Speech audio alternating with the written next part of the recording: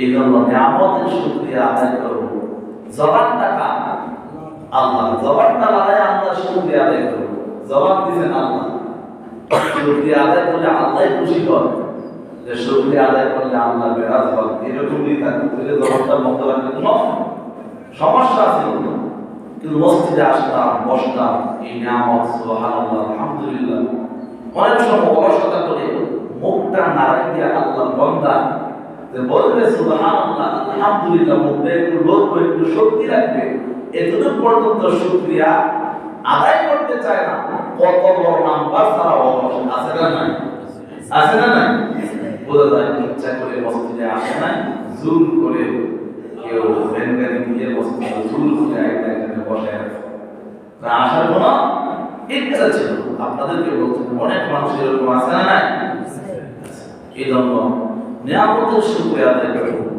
নিয়ামতের শুকরিয়া আদায় করে যিনি বাড়ায় দেন তিনি কে? বলে বলে তিনি কে? সে আল্লাহ। আছে না নাই?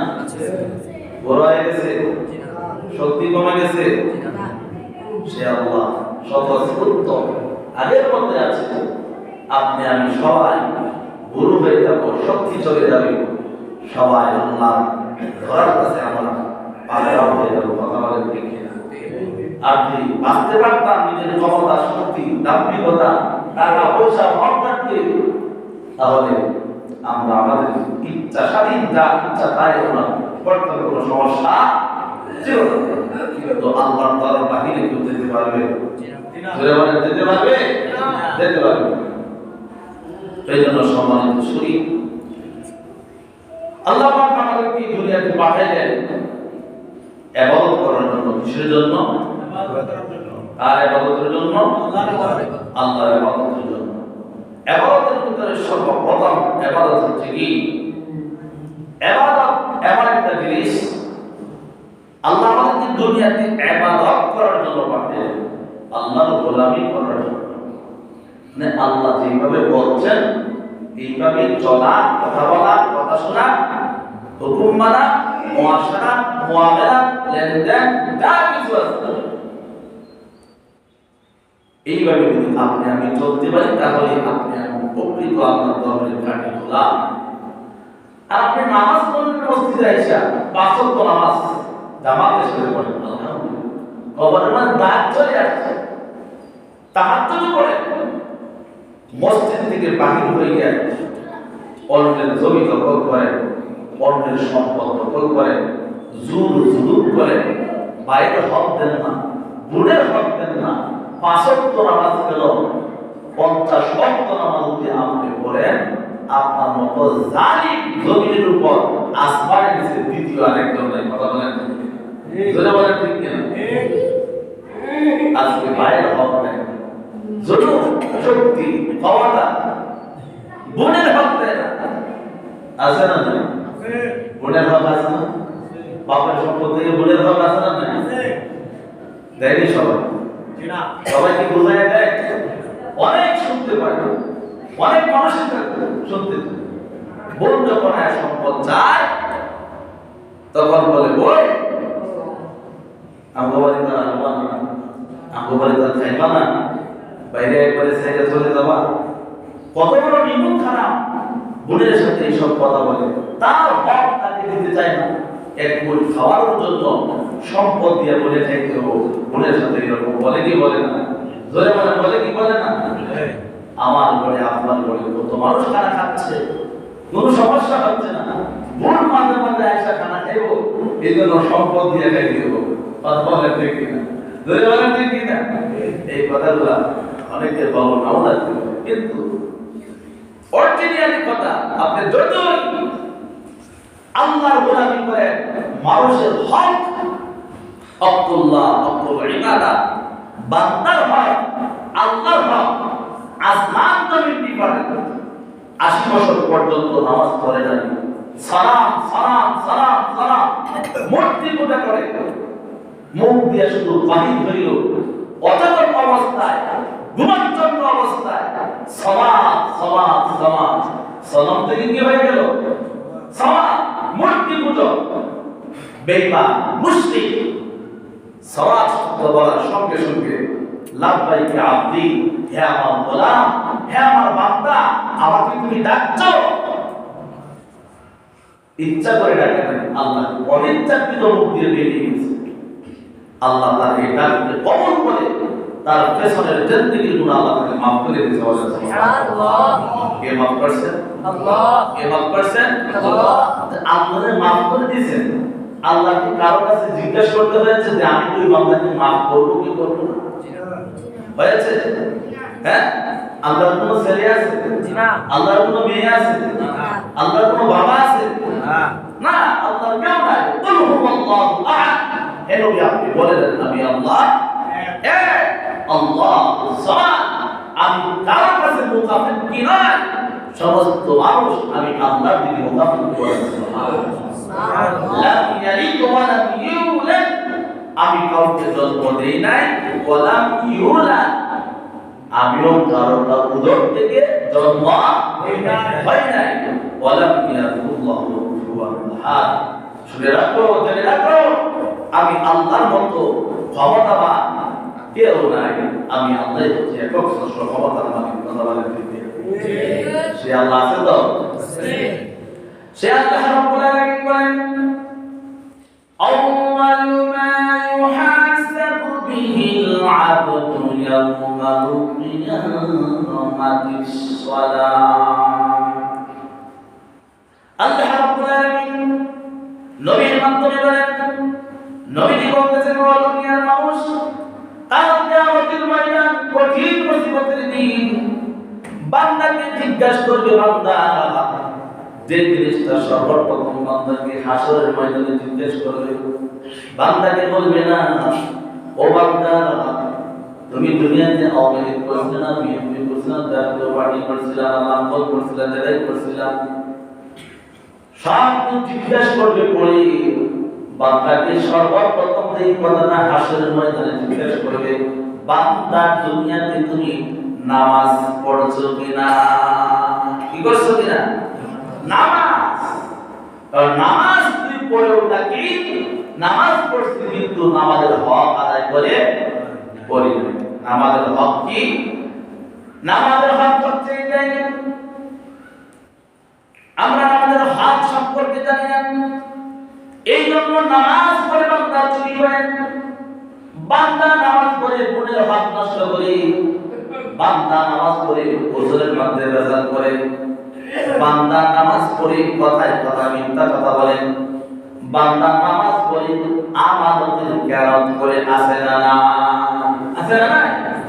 নামাজের হক সম্পর্কে জানা, কারণ কাল কিয়ামতের ময়দান কঠিন মুসিবতের দিন। বান্দা নামাজ পড়েছে 80 বছর, নামাজ পড়তে পড়তে কপালের মধ্যে কালো দাগ হয়ে গিয়েছে। বান্দা নামাজ পড়েছে 80 বছরের ভিতরে আল্লাহর বান্দার একটা সিজদাও আল্লাহর দরবারে কবুল হয় নাই। আল্লাহ রাব্বুল আলামিন কোরআনুল কারীমের ভিতরে বলেছেন, ইয়াতাসাআলুনা আনিল মুজরিমিন মা সালাকাকুম ফি সাকার লাম নাকুম মিনাল মুসাল্লিন ওয়া লাম নাকুন নুতঈমুল মিসকিন। এই দুনিয়ার জমিনে নামাজি ব্যক্তি, বেনামাজি ব্যক্তি, গুনাহগার ব্যক্তি, গুনাহগার ব্যক্তি, কালো ব্যক্তি, সাদা ব্যক্তি, সুন্দর ব্যক্তি, ধনী ব্যক্তি, গরিব ব্যক্তি, সব মানুষ একসাথে দুনিয়াতে বসবাস করে। মুনাফিক বসবাস করে, কাফের, মুশরিক, মুসলমান সবাই একসাথে বসবাস করে। কিয়ামতের ময়দান এমন একটা ময়দান হবে, ওই ময়দানে সমস্ত মানুষ একসাথে বসবাস করতে পারবে না। আল্লাহ রাব্বুল আলামিন বলেন, ওয়ান্তা যুলিয়াউমা আইয়ুহাল মুজরিমুন। আল্লাহ রাব্বুল আলামিন বলেন, সঙ্গে সঙ্গে এই কথা যখন বলবেন তখন বেঈমান নাফরমান ব্যক্তিদের মধ্যে একটা পর্দা পড়ে যাবে। বেঈমানরা একদিকে চলে যাবে, আরেক দিকে ঈমানদার ব্যক্তিরা চলে যাবে। বলেন সুবহানাল্লাহ। ঈমানদার চলে যাবেন। এই জন্য সম্মানিত শুনি, দুনিয়াতে আমরা তাদেরকে চিনি, এইরকম ভাবে আপন আত্মীয় স্বজনের সাথে যারা জাহান্নামে চলে যাবে, যারা জান্নাতে চলে যাবে, দুই দল কথোপকথন হবে। ইয়াতাসাআলুনা আনিল মুজরিমিন, কি ব্যাপার তোমরা জাহান্নামে কেন আসছো? তোমরা তো আমাদেরকে ভালো ভালো কথা বলতা, তোমরা কেন জাহান্নামে আসছো? তোমরা তো অনেক টাকার মালিক ছিলে, সমাজের নেতৃত্ববান ব্যক্তি ছিলে, সমাজের মাথার ছিলে, তোমরা সমাজের মাথা ছিলে, এখন কেন তোমরা জাহান্নামে আসছো? তারা বলবে মা সালাকাকুম ফি সাকার, সাকার নামক জাহান্নামে যখন চলে যাবে, তারা বলবে সাকার নামক জাহান্নামে কেন আসছো? তারা বলবে লাম নাকু মিনাল মুসাল্লিন ওয়া লাম নাকু নুতঈমুল মিসকিন, আমরা কি করতাম না, আমরা নামাজে ছিলাম না, আর মিসকিনদেরকে খাবার দিতাম না। আছে না নাই?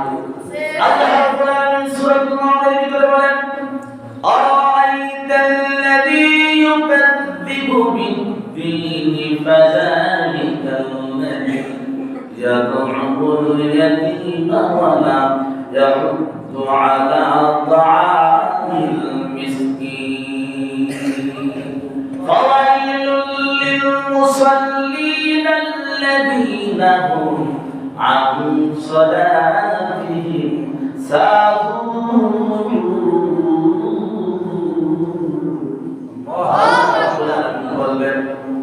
আল্লাহ রাব্বুল আলামিন বলেন বান্দা, ওই সমস্ত নামাজীর জন্য দুর্ভোগ, ওই সমস্ত নামাজী বান্দার জন্য অভিশাপ যারা কি করে ফাওয়াইলুল মুসাল্লিন, তারা নামাজে দাঁড়ান থাকে কিন্তু মর্দা নামাজের ভিতর থাকে না।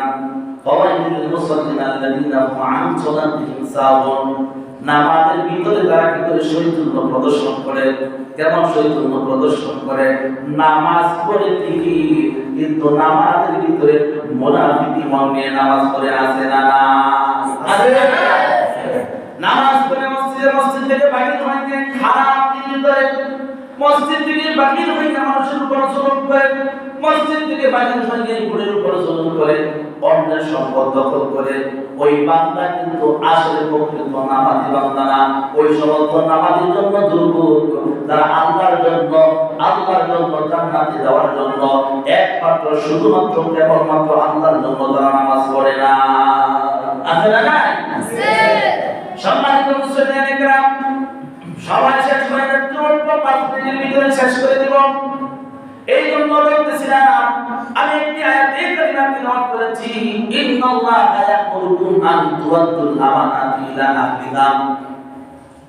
কাল কিয়ামতের ময়দান কঠিন মুসিবতের দিন আল্লাহ বান্দাকে জিজ্ঞাসা করবে, বান্দা কঠিন থেকে কঠিন ভাবে জিজ্ঞাসা করা হবে, বান্দা তোমার আহাল আওলাদের হক আমানতদারি ঠিকমতো পালন করেছো কিনা?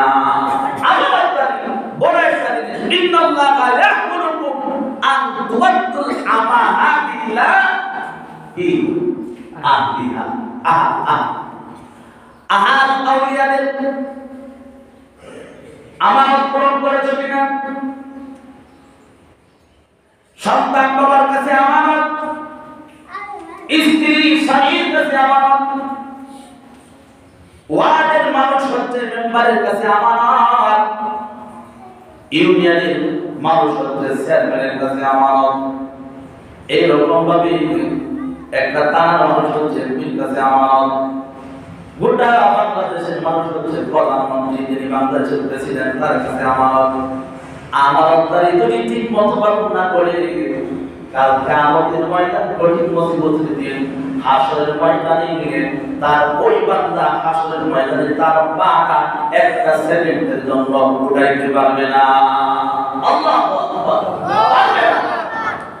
এই জন্য বলল সমস্ত দায়িত্বশীল পয়গম্বর বিভিন্ন হাদিসের ভিতরে বলেছেন, আলা কুল্লুকুম রাঈন ওয়া কুল্লুকুম মাসউলুন আন রায়াতিহি। প্রত্যেকটা মানুষ হচ্ছে দায়িত্বশীল। দায়িত্ব যদি সঠিকভাবে পালন না করি, কাল কিয়ামতের ময়দানে কঠিন মুসিবতের দিন বান্দার উপর ভয়াবহ আযাব নাযিল হয়ে যাবে। সাহাবী দাঁড়িয়ে গেলেন, ইয়া রাসূলুল্লাহ, ইয়া হাবিবাল্লাহ, আমার মা নাই, আমার বাবা নাই, আমার স্ত্রী নাই, আমার আপন বলতে কেউ নাই। ও মায়ার পয়গম্বর, আমার উপরে কি দায়িত্ব আছে? পয়গম্বর মুহাম্মদুর রাসূলুল্লাহ সাল্লাল্লাহু আলাইহি ওয়াসাল্লাম বলেন, ও আমার সাহাবী, তোমার উপর দায়িত্ব আছে। তোমার শরীরের ভিতরে আল্লাহ কিন্তু 360টা জোড়া দিয়েছেন, অঙ্গ প্রত্যঙ্গ দিয়েছেন, জবান দিয়েছেন, নাক দিয়েছেন, মুখ দিয়েছেন, পা দিয়েছেন। আল্লাহ তোমাকে নফস দিয়েছেন, বিবেক দিয়েছেন, ব্রেন দিয়েছেন। এই সমস্ত অঙ্গ প্রত্যঙ্গ, বিবেক, বুদ্ধি তুমি কোন দিকে কাটিয়েছ, বাম দিকে না ডান দিকে? কাল কিয়ামতের ময়দানে আল্লাহর সামনে দাঁড়িয়ে তোমার জবাবদিহি করতে হবে। সুবহানাল্লাহ। এই জন্য সম্মানিত মুসলিম, এই মাসটা হচ্ছে রজব মাস, চলতেছে আমাদের প্রস্তুতির মাস, আমাদেরকে রেডি করার মাস চলতেছে, আমাদেরকে পরিবর্তন করার মাস চলতেছে। যেহেতু সামনে এরপরের মাসটা হচ্ছে শাবান মাস, এরপরের মাসটাই হচ্ছে মহামান্বিত রমাদান মাস। রমাদান মাসে যদি আমরা আল্লাহর প্রিয় বান্দা হই, আমরা তো জান্নাতের অধিকারী হতে পারি, আমরা পুরস্কার প্রাপ্ত হতে পারি। এই এলাকা, এই নেশা আমাদের মধ্যে জাগ্রত করার দরকার আছে না নাই? আছে না নাই? আল্লাহ রাব্বুল আলামিন বলেন, আল্লাহ রাব্বুল আলামিন দেখতে বলেন, ও দুনিয়ার ইমানদার, আমার গোলামের দল, ইন্নাল্লাহা ইয়াকুলুকুম আন তুরাদ্দুল আমানাতি ইলা আহলিহা। এই মাসটা হচ্ছে নিজেকে পরিবর্তন করার মাস। যা যা ভুল আমরা করতেছি, মিথ্যা কথা বলতেছি, মিথ্যা কথা পরিহার করা দরকার। যারা ওজনে বেজাল করতেছি, ওজনে বেজাল করা বাদ দেওয়া দরকার আছে না নাই? অনেক মানুষ আছে কি করে ওজনের মাধ্যমে বেজাল করে, মাথে বেজাল করে, আছে না নাই? একটু লাভের জন্য এইরকম ভাবে বিভিন্ন চাল ডাল আর ওজনী তরকারির মধ্যে ওজনে মানুষকে কম দেয়। হায় হায়, কালকে আমাদের ময়দান কঠিন মুসিবতের দিন, এই বান্দার বাঁচার কোনো উপায় থাকবে না। অন্যের হক নষ্ট করেছে, অন্যের হক নষ্ট করলে উপায় আছে? আজকে বোনের সম্পদ, ভাইয়ের সম্পদ, অন্যের সম্পদ, গরিবের সম্পদ, ইয়েতিমের সম্পদ জোর করে দখল করে, ক্ষমতার কারণে, টাকার কারণে, শক্তির কারণে, জনবলের কারণে লাঠিয়ার বাহিনী বেশি আছে, সন্তান আত্মা বেশি কথা বলবে, একবারে ডাকাত বানাইছে, আরেকজন হস্তান বানাইছে, এরকম আছে না নাই?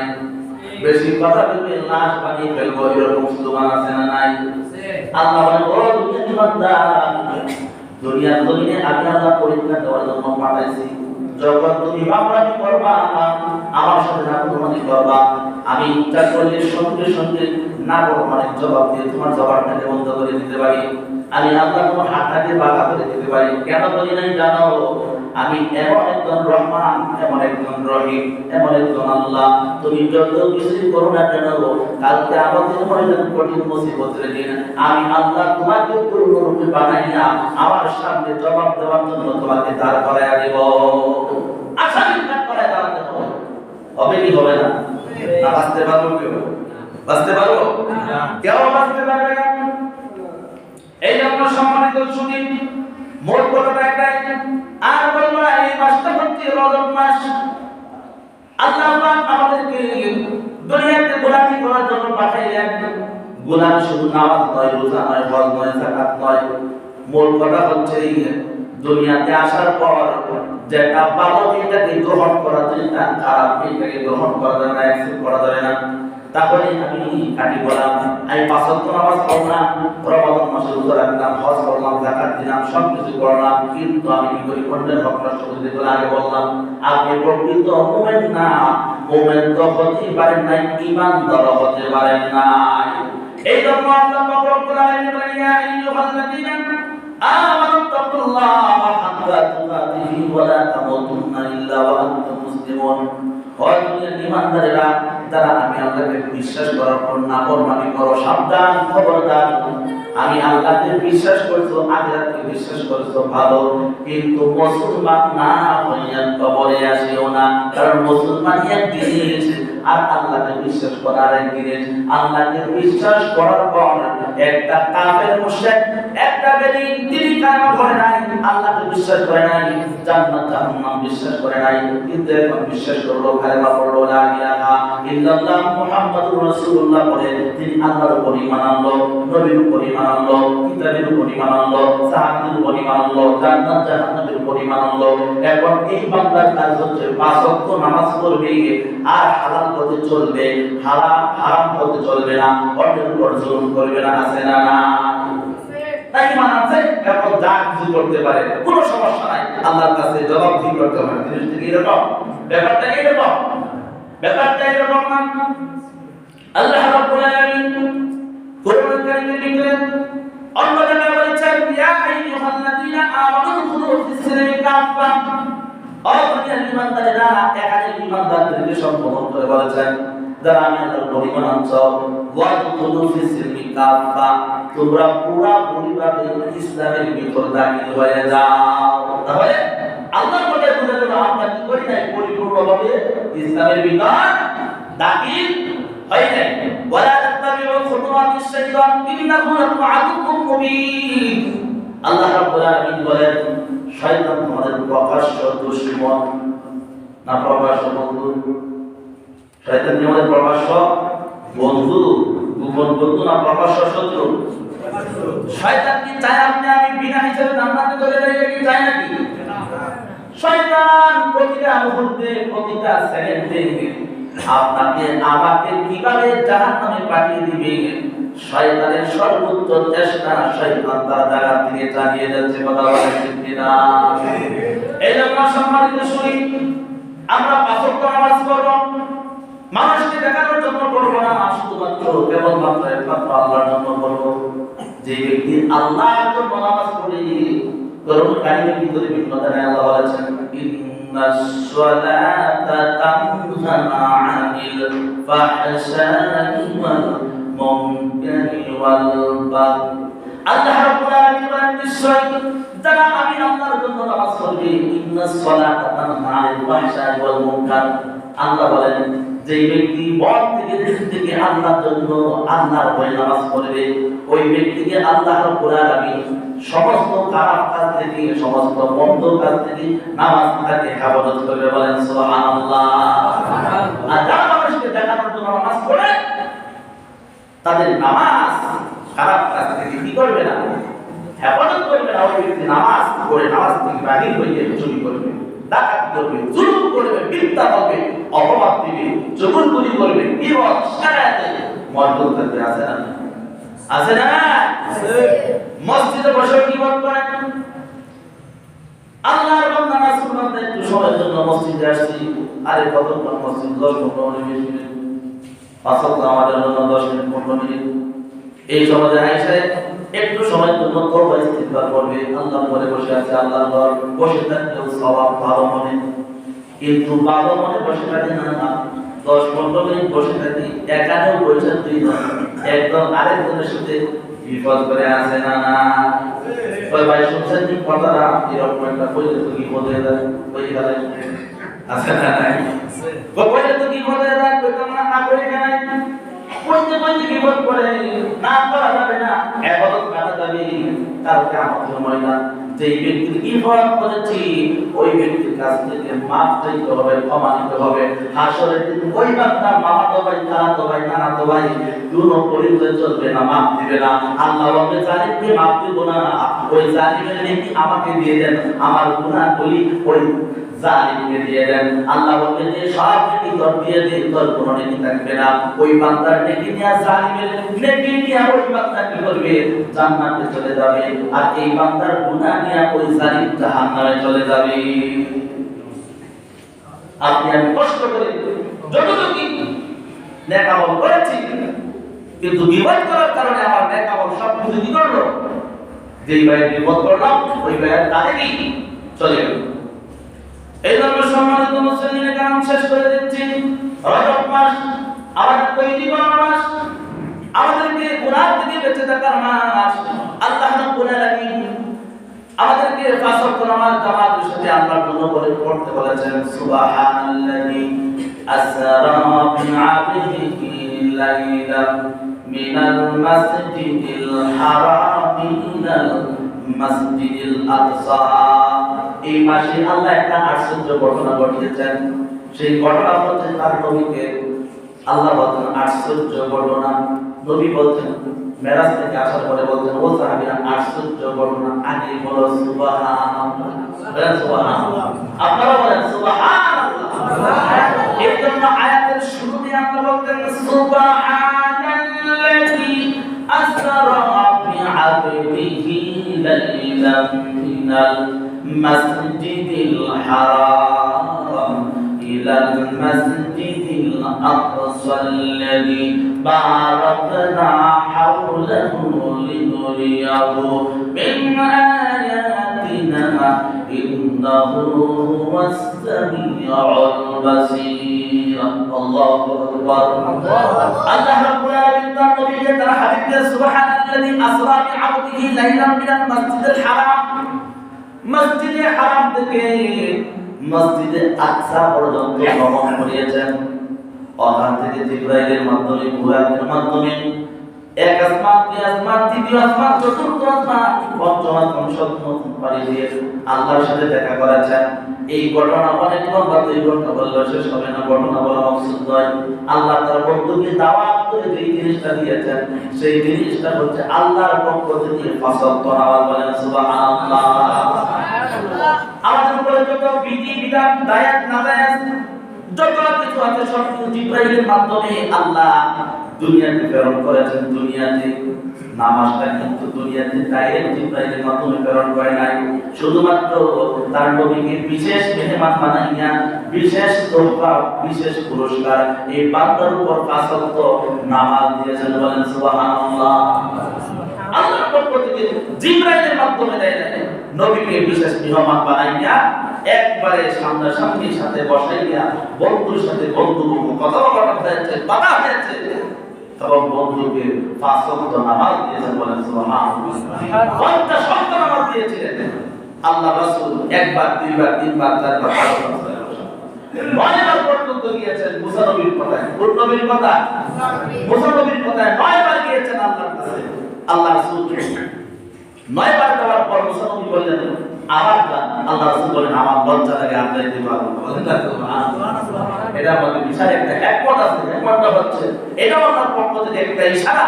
একবার, দুইবার, তিনবার, 9বার পর্যন্ত আবার আল্লাহ সরাসরি বিদায় হয়েছে। বলেন সুবহানাল্লাহ। আল্লাহ চাচ্ছেন, আল্লাহ বলেন হাবিব কোনো টেনশন করবেন না, চিন্তা করবেন না, পেরেশান হবেন না। 50 ওয়াক্ত নামাজ দিয়েছিলাম যেই বান্দা ইহতিমামের সাথে গুরুত্ব সহকারে আমি আল্লাহর জন্য 5 ওয়াক্ত নামাজ পড়বে ওই বান্দাকে আমি আল্লাহ 50 ওয়াক্ত নামাজের সওয়াব আমল বানিয়ে দেব। বলেন সুবহানাল্লাহ।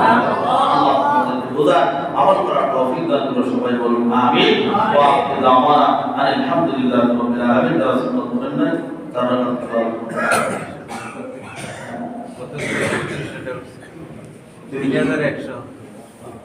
3100 টাকা 100 টাকা হয়েছিল আল্লাহ